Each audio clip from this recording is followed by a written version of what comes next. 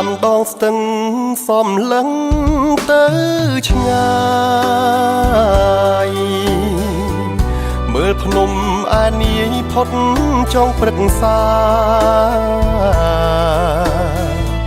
ភ្នំក្រវាញដាក់ព្រះកំពែងទឹកថ្លានឹកឡើងកាលណាចិន្តាអាឡ័យរំដួលសូរិយាផ្ការីករហងរលកសទះរស់ឲ្យខ្ញុំអាឡ័យអូនឈរញញឹមលើស្ពានព្រែកស្ដីមិនមែនស្រមៃតែបានឃើញច្បាស់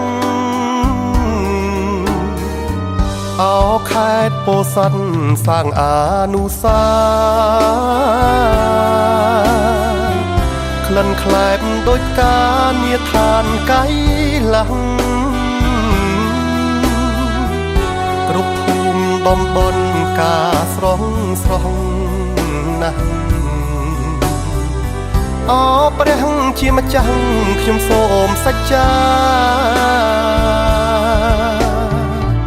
ក្រោមស្ទឹងកណ្ដៀងនាកា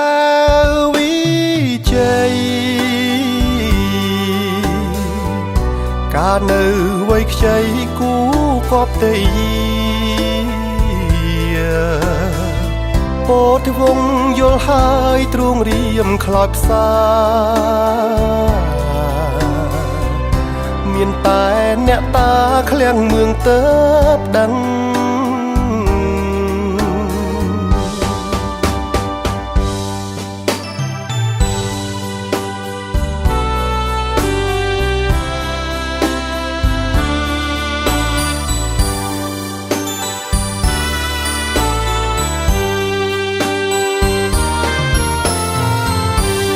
ខេត្តពោធិ៍សាត់សាងអ